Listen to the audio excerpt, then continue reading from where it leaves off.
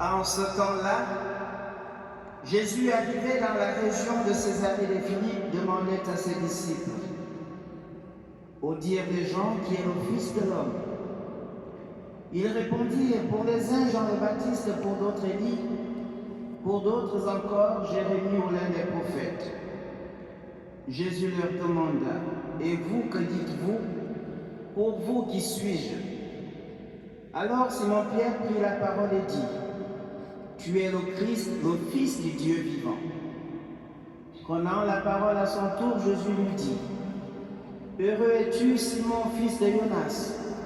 Ce n'est pas la chair et le sang qui t'ont révélé cela, mais mon Père qui est aux cieux. Et moi, je te le déclare, tu es Pierre, et sur cette pierre, je bâtirai mon Église. Et la puissance de la mort ne l'emportera pas sur elle. Je te donnerai les clés du royaume des cieux. Tout ce que tu auras lié sur la terre sera lié dans les cieux, et tout ce que tu auras délié sur la terre sera délié dans les cieux. Alors, il ordonna aux disciples de ne dire à personne que c'était lui le Christ. Acclamons la parole de Dieu.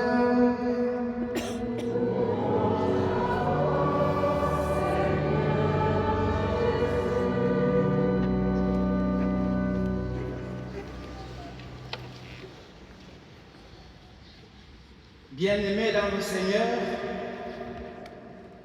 l'évangile de ce dimanche nous entraîne à Césarée de Philippe, où Jésus pose à ses disciples une question fondamentale. Au dire des gens, qui est le Fils de l'homme? Puis, s'adressant directement à eux, il demande, et vous, que dites-vous? Pour vous, qui suis-je? Cette question n'est pas seulement adressée aux apôtres, elle est adressée à chacun de nous aujourd'hui. Qui est Jésus pour moi? Jésus ne veut pas simplement savoir ce que les gens pensent de lui. Il veut connaître la foi personnelle de ses disciples. Pierre prend alors la parole au nom de tous et proclame, tu es le Christ, le Fils du Dieu vivant. Cette réponse est le fruit de la foi.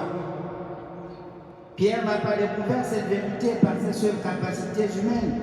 D'ailleurs, Jésus lui dit, ce n'est pas la chair et le sang qui t'ont révélé cela, mais mon Père qui est aux cieux. La foi véritable reste donc un don de Dieu. Elle devient aussi une réponse personnelle de l'homme à l'appel du Seigneur. Après cette belle profession de foi, Jésus confie à Pierre une mission particulière dans son Église. Tu es Pierre, et sur cette pierre, je bâtirai mon Église. Oui, l'Église appartient d'abord au Christ lui-même. C'est lui qui la bâtit, qui la sanctifie et qui l'accompagne. Pierre reçoit cependant une responsabilité particulière. Être un point de référence pour l'unité de l'Église et exercer un ministère au service du peuple de Dieu. Cela nous rappelle une vérité importante. Dans l'Église, toute autorité est avant tout un service. Le pape, les évêques, les prêtres, les consacrés et tous ceux qui exercent une responsabilité pastorale sont appelés à servir. Pierre, nous le savons, c'est ce pécheur un peu rustre qui ne sait pas aller par 4 chemins pour dire ce qu'il pense. C'est ce disciple qui a si peu d'assurance, si bien que le doute le fait sombrer dans la mer agitée, alors même qu'il avait reçu le pouvoir de marcher sur les eaux comme le Maître. C'est ce disciple qui, en compagnie de Jacques et Jean, n'aura pas la force d'éveiller quelques heures pour soutenir de sa prière le Maître en agonie. C'est enfin celui que la peur poussera à renier Jésus 3 fois de suite lors de la comparution de Jésus.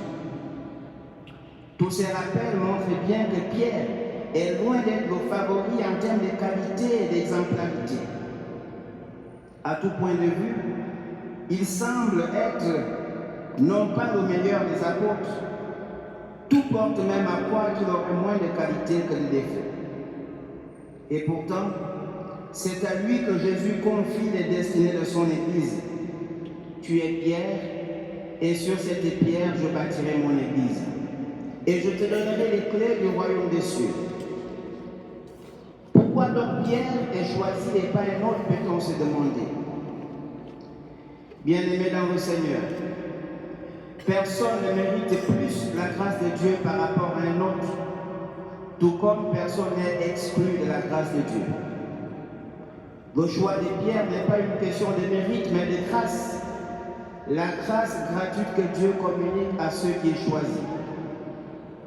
Mais bien que le Seigneur accorde sa grâce gratuitement, il nous faut tout de même être disposés à accueillir cette grâce. Comme disait saint Augustin, je le cite, « Si Dieu nous a créés sans nous, il ne peut pas nous sauver sans nous. » Dieu a besoin de notre oui, de notre fiat comme mari pour nous sauver. Dieu a besoin de chacun de nous pour faire advenir son règne sur la terre comme au ciel. Oui, Dieu ne choisit pas toujours des hommes et des femmes capables pour sa mission, mais il rend capables ceux qu'il choisit. Quels enseignements tirer de l'évangile de ce jour? Essentiellement trois à mon avis. Le premier, c'est Paul qui nous le donne dans sa lettre aux Romains. Je le cite, « La sagesse et la science de Dieu sont infinies, ses décisions sont insondables et ses voies impénétrables. Par conséquent, Dieu sait mieux que quiconque où il mène son peuple et qui parmi les hommes est le mieux outillé pour conduire ce peuple.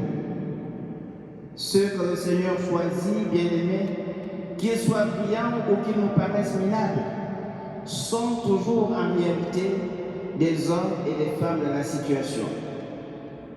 Quel que soit le niveau de responsabilité qu'ils exercent, que ce soit dans la haute hiérarchie ou dans les services les plus humbles de la communauté, leur présence, leur action, leur service sont voulus par le Seigneur. À travers leur chute et leur relèvement, leurs actions d'éclat et leurs échecs, Dieu fait ainsi progresser son royaume. Il faut y penser parfois lorsqu'il nous arrive d'être critiques. La deuxième leçon, c'est que Dieu ne confie jamais une charge à personne sans lui donner les moyens de l'exercer. C'est ce que plusieurs théologiens ont appelé la grâce d'État. À chaque service, à chaque charge dans l'Église est attachée aujourd'hui encore une grâce qui ne se substitue pas à la nature, mais qui aide celui qui est docile à mieux exercer sa responsabilité. La troisième leçon, enfin, est un appel à l'humilité adressé à ceux qui sont appelés à servir. L'appel de Dieu reste un don gratuit. Il ne vient d'aucun mérite et il n'y a pas à en tirer orgueil. Il est un moyen offert pour notre propre salut. D'ailleurs, le service, qu'il soit celui du pape, des évêques, des prêtres, des diacres, des lecteurs, des sacristains, des choristes, tous ces services doivent être faits avec le plus grand dévouement, dans la plus grande simplicité et dans la disponibilité. Bien-aimé dans le Seigneur, Jésus dit à Pierre, « Je te donnerai les clés du royaume des cieux. » Cette parole nous rappelle également que le Christ confie à son Église la mission d'ouvrir aux hommes le chemin du salut. Mais posons-nous la question de savoir, est-ce que ma vie ouvre ou ferme la porte aux autres? La clé, je suppose, chacun de nous l'a déjà utilisé. Ce petit instrument, ce petit objet qui est le symbole puissant de l'ouverture et de la fermeture, du droit d'entrer et de la nécessité de garder. Dans notre quotidien, nous l'utilisons. Elle peut servir à sécuriser nos biens et nous donne l'accès à des espaces qui nous sont réservés. Sans elle, nous serions souvent exclus et démunis face aux obstacles. D'ailleurs, s'il vous est arrivé d'oublier la clé de votre maison, ou de ne pas retrouver par exemple la clé de votre voiture quand vous en avez besoin, ou encore d'oublier votre code d'accès, cela vous met dans un état inconfortable. Mais dès lors que vous la retrouvez, vous vous sentez soulagé, vous retrouvez la paix et une certaine joie. À l'image donc de la clé matérielle qui déverrouille nos portes terrestres, la clé spirituelle confiée à Pierre ouvre les portes éternelles. Et il revient à chacun de devenir la clé d'accès au royaume pour son frère. Par nos paroles, nos gestes, nous pouvons parfois éloigner des personnes de Dieu. Et nous ne devenons plus pour elles des clés. Mais par notre amour, notre accueil, notre pardon et notre témoignage, nous pouvons devenir des clés, des portes ouvertes vers le Christ, les clés d'accès vers le Christ. Et Marie est pour nous cette clé qui nous donne accès au Christ. En ce jour, demandons au Seigneur d'augmenter notre foi afin que, comme Pierre, nous puissions proclamer avec conviction: tu es le Christ, le Fils du Dieu vivant. Et que cette profession de foi ne reste pas seulement sur nos lèvres, mais qu'elle se traduise dans notre vie. Que le Seigneur bénisse son Église, qu'il soutienne le Saint-Père, les évêques, les prêtres et tous ceux qui œuvrent au service de l'Évangile.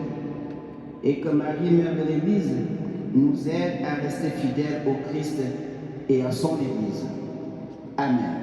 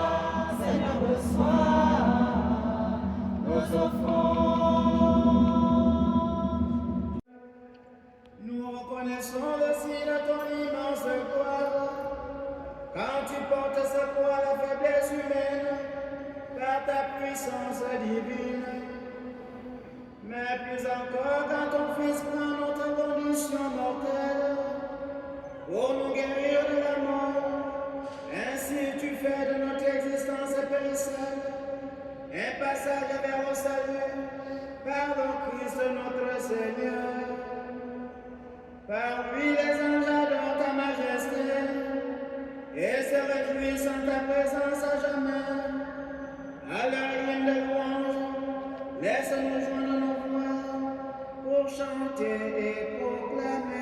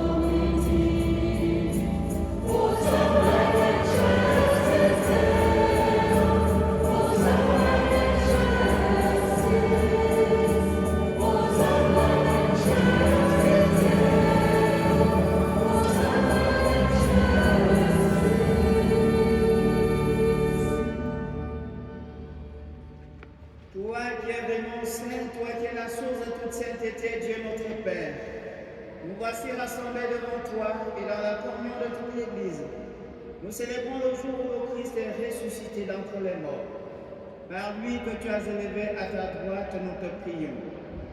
Sanctifie ces offrandes en répandant sur elles ton esprit, qu'elles deviennent pour nous le corps et le sang de Jésus le Christ notre Seigneur. Au moment d'être livré, d'entrer librement dans sa passion, il prit le pain, il rendit grâce, il le rompit et le donna à ses disciples en disant: Prenez et mangez-en tous, ceci est mon corps livré pour vous.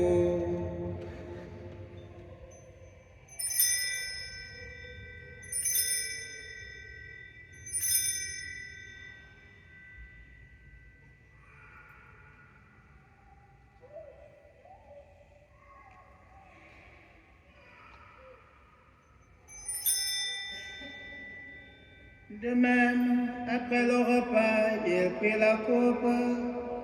De nouveau, il rendit grâce et la donna à ses disciples en disant: Prenez et buvez-en tous, car ceci est la coupe de mon sang, le sang de l'alliance nouvelle et éternelle, qui sera versé pour vous et pour la multitude, en rémission des péchés. Vous ferez cela en mémoire de moi.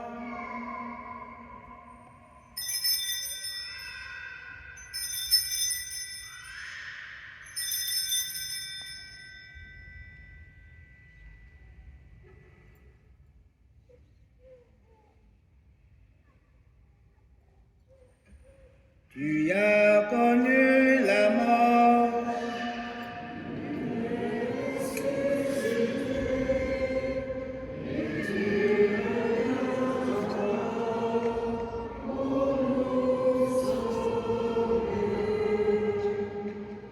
En faisant ainsi mémoire de la mort et de la résurrection de ton Fils, nous t'offrons, Seigneur, au pain de la vie et la coupe du salut, et nous te rendons grâce car tu nous as estimés dignes de nous tenir devant toi pour te servir. Humblement, nous te demandons qu'en ayant part au corps et au sang du Christ, nous serons rassemblés par l'Esprit Saint en un seul corps. Souviens-toi, Seigneur, de ton Église répandue à travers le monde. Fais-la grandir dans ta charité, en union avec notre pape Léon, notre évêque Philippe, et tous les évêques, les prêtres et les diacres. Souviens-toi aussi de nos frères et sœurs qui se sont endormis dans l'espérance de la résurrection. Et souviens-toi dans ta miséricorde de tous les défunts, en particulier Thérèse Arvisé, Emma McArdel, Père Albert Eyenge, Yves Keto Yovo, François Nyambi Landou. Accueille-les dans la lumière de ton visage.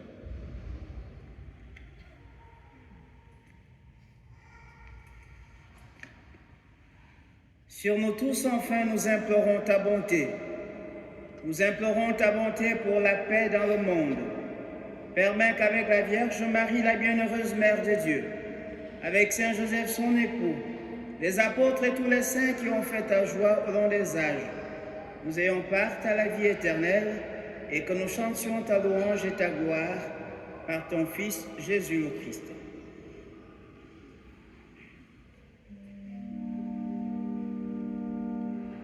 Par lui, avec lui et en lui.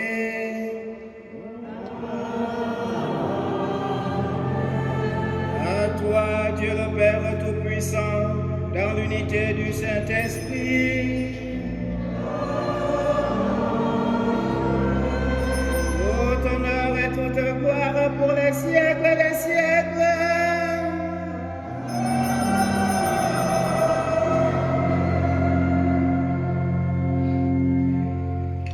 C'était assez haut, mais nous y sommes arrivés quand même.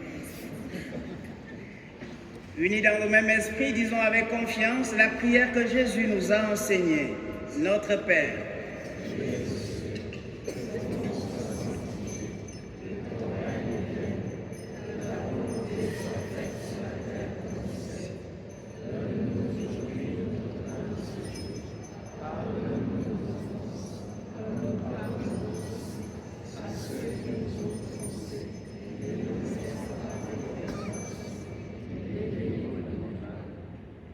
Délivre-nous de tout mal, Seigneur, et donne la paix à notre temps.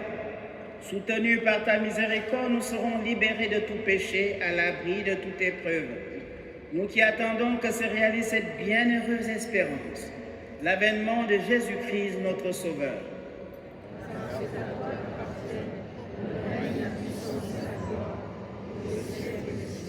Seigneur Jésus-Christ, tu as dit à tes apôtres, je vous laisse la paix, je vous donne ma paix. Ne regarde pas nos péchés, mais la foi de ton Église. Pour que ta volonté s'accomplisse, donne-lui toujours cette paix et conduis-la vers l'unité parfaite, toi qui vis et règnes pour les siècles des siècles. Amen. Que la paix du Seigneur soit toujours avec vous. Dans la charité du Christ et avec le sourire, donnez-vous un geste de paix. Voici l'agneau de Dieu. Voici celui qui enlève les péchés du monde. Heureux les invités au repas de noces de l'agneau.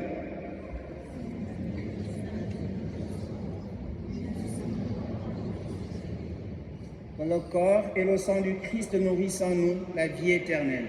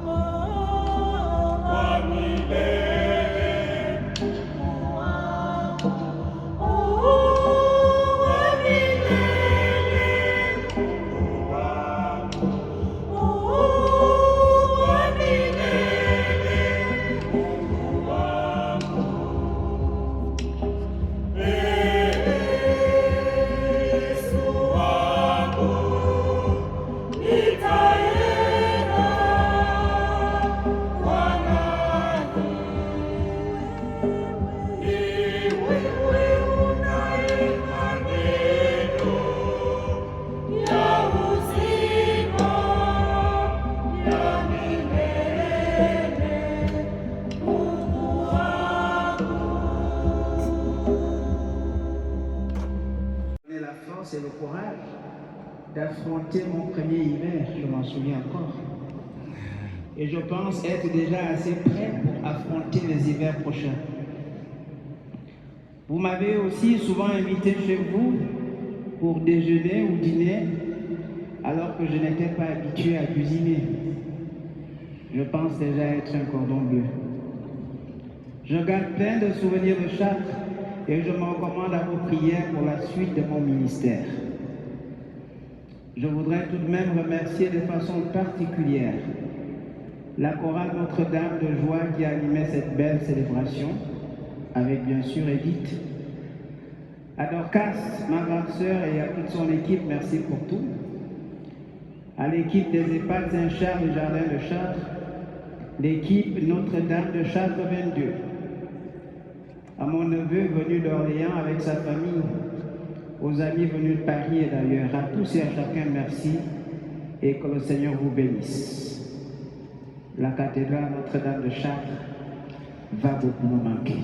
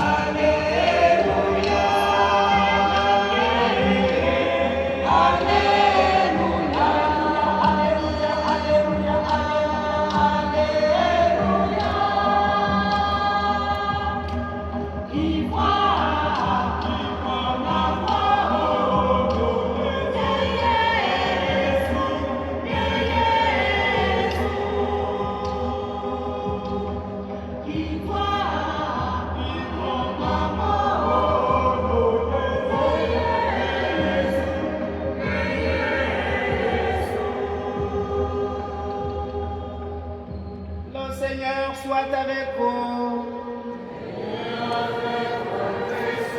Et que Dieu Tout-Puissant vous bénisse et vous garde.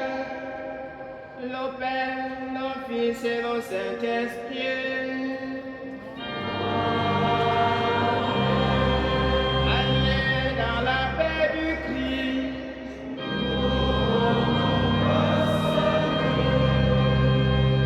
Bon dimanche à tous et à chacun.